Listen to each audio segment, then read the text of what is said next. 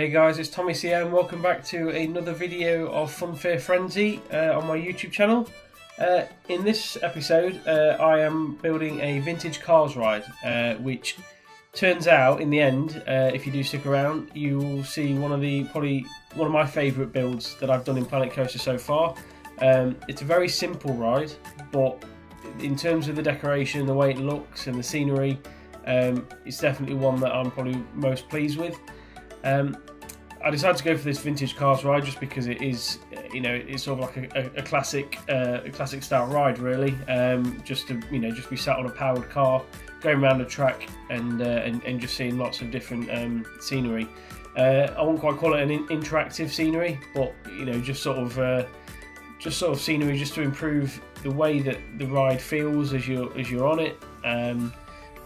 Yeah, I mean throughout the episode you'll see it develop from just this simple track layout onto a full-blown ride. I initially at the start of the ride I wanted just to be quite heavy on the plants, just so you instantly feel like you're in sort of like a vintage gardens. That was the mindset I was in. That was the plan I had in my head, and that's what I did at the start. And then I decided to start using something I'd not done before, which was the blueprints that come with the vintage DLC pack.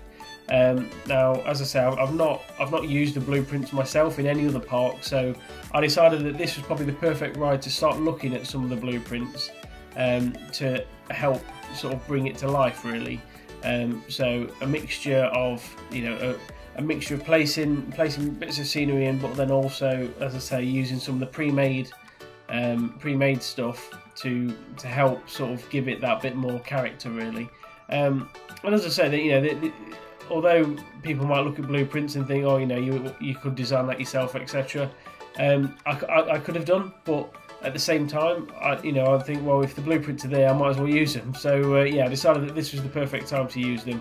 So after putting in some of these decorations here, like this sort of bandstand and the barbershop quartet over the other side, got a couple of these animal statues going in, and here you can see I'm just moving on to the blueprints that I've got from the vintage DLC, and I'll start placing little things like this, like this fountain, and some of these planters.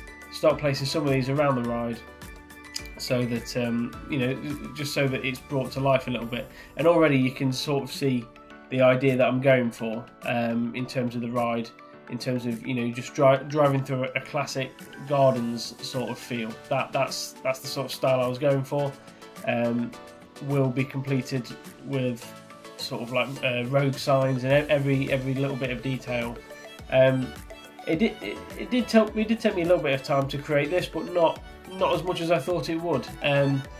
In terms of the scenery, I didn't want to kind of cover every little square inch of the track, or of the edge of the track with scenery, because I feel as though that would be sort of too full on for the ride. So what I decided to do was just kind of space out the planting, which you'll see later on. I also wanted to kind of fence in the ride, although the path only goes along one side of the ride at the moment. I wanted to kind of fence it in so it felt like a proper garden really. And here you can see what I mean about the spacing out of the planting. I could have just covered all the areas in different trees, etc., so that it really, it was kind of full to the brim.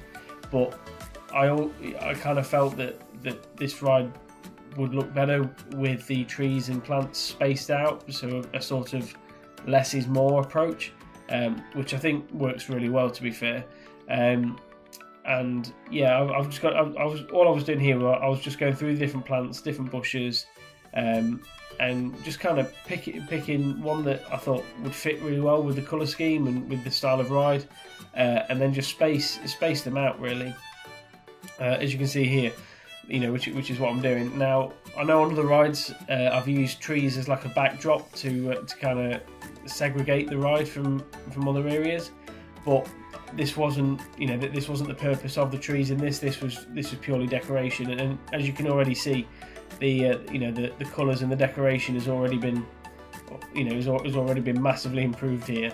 And as I say, the ride is just every little detail brings it to life that little bit more. So yeah, really pleased with how this is turning out, and yeah, you'll see from here. I think this is towards the end of the planting now for this ride. You can already see with that car is going through the trees. You can imagine being on that ride and being completely immersed within the surroundings of it. I wanted to make use of these little archways. I know I've been putting these over some of like the exit paths on the rides, but I thought they would fit really well on this ride, just generally going over the track. So yeah, I thought I'd place a few of these around the track again, just to add that bit more decoration. Something simple, doesn't take up much room, but I just thought it'd do a really nice job. Going around the edge of the track there like that.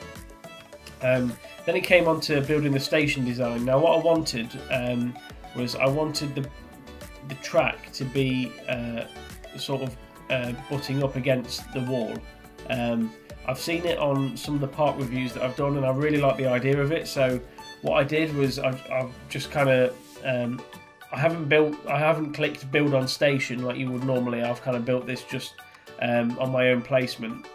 And it's just a case of butting right up to the track, and I think having sort of, it's like a half station by doing that, and I think it really does give it completely different feel to the station layout, so which is what I've ended up with here.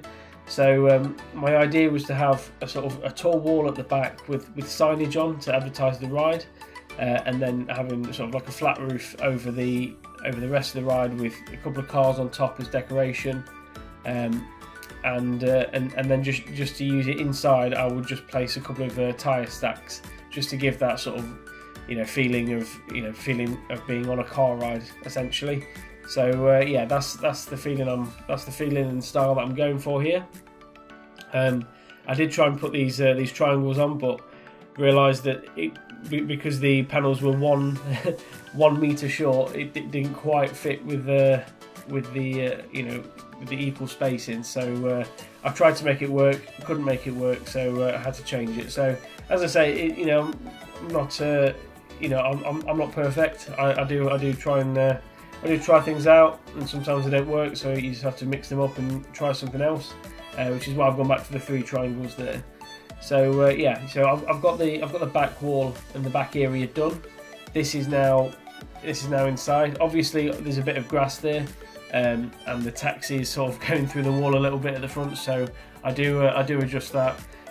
It's just a case of putting a wall in front of there, so there'll be sort of just a bit of a void between the 2 walls, just where the grass is.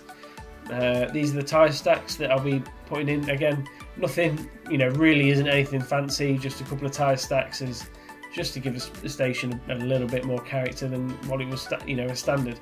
I did try and fit a car in here to see if that would cover up the grass better, but I wasn't happy with it, so in the end just opted for putting a wall in like so, and having the tyres as decoration in their own area at the end there, before getting to the actual entrance and exit of the ride. And then again, I was just playing about with the signage here, just seeing what was available in the vintage DLC. It's one of these things. It's just sort of trial and error as you go, seeing what you can come across, seeing what works, seeing what doesn't. So yeah, I just thought I'd sort of develop on that. Wanted to kind of match what I'd done on the other side, behind the ride operator, because there was a little bit of grass there.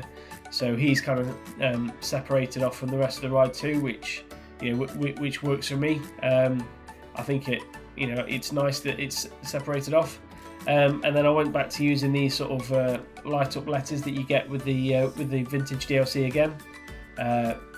So yeah, it was just a case of putting those on and getting those lit up right and looking good at night time, and then adding to the building with the FUNFAIR lighting that I've been using on a couple of the other buildings in the park. I just thought the lighting worked really well on this ride in particular. So yeah, that is pretty much the entrance building, bar a little bit of signage. As I say, I was flicking through the scenery options here. I thought this signage on the front looked quite good, just so it wasn't just sort of like plain lines for the for the walls. So I just wanted to put happy driving and ride along on the front.